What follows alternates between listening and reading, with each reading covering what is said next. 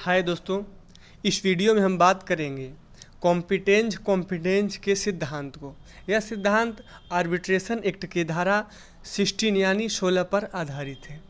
इस सिद्धांत का यह कहना है कि जो माध्यस्थम अधिकरण होगा वह अपनी अधिकारिता उसकी अधिकारिता कहाँ तक होगी उसका निर्धारण वह स्वयं करेगा। या आप ऐसा समझ सकते हैं कि कॉम्पिटेंज इसका मतलब यह होगा कि जो माध्यस्थम अधिकरण है उसकी अधिकारिता को यह अनलिमिटेड बताता है कि वह जैसे एक डिस्ट्रिक्ट कोर्ट होता है तो उसकी एक अधिकारिता होती है कि वह एक डिस्ट्रिक्ट के अंतर्गत ही उसकी अधिकारिता होगी, वह उसके दायरे के अंदर कार्य करेगा। लेकिन यह जो कॉम्पिटेंज का सिद्धांत है यह कहता है कि माध्यस्थम अधिकरण होगा वह खुद विनिश्चय करेगा कि उसकी अधिकारिता कहाँ तक होगी। तो आगे बढ़ेंगे दोस्तों। यह जो कॉम्पिटेंस शब्द है यह अंग्रेजी शब्द कॉम्पिटेंस का ही परिवर्तित रूप है। इसका मतलब आप जानते हैं कि इसका मतलब होता है सामर्थ्य या क्षमता की, किसी व्यक्ति की क्या सामर्थ्य या क्या क्षमता है, इसको कॉम्पिटेंस न कहकर कॉम्पिटेंस कहा जाता है। आगे हम बात करेंगे यह जो सिद्धांत है यह किस पे बेस्ड है। यह आर्बिट्रेशन एक्ट के धारा 16 पर बेस्ड है, जो बतलाता है कि यह जो माध्यस्थम अधिकरण है उसकी अधिकारिता कहाँ तक होगी।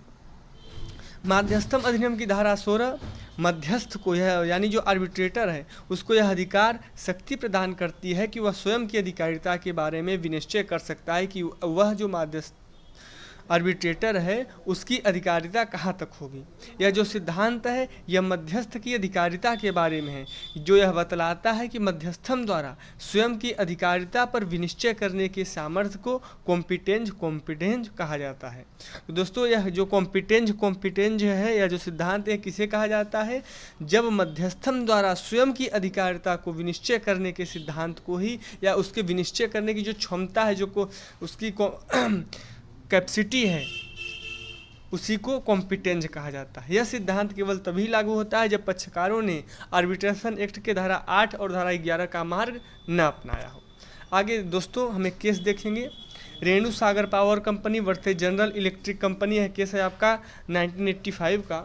इस वाद में न्यायालय ने कहा कि यह जो माध्यस्थम अधिकरण है वह स्वयं की अधिकारिता का विनिश्चय करने के लिए स्वतंत्र है और वह मध्यस्थम कार्यवाही को आगे बढ़ाते हुए पंचायत दे सकता है।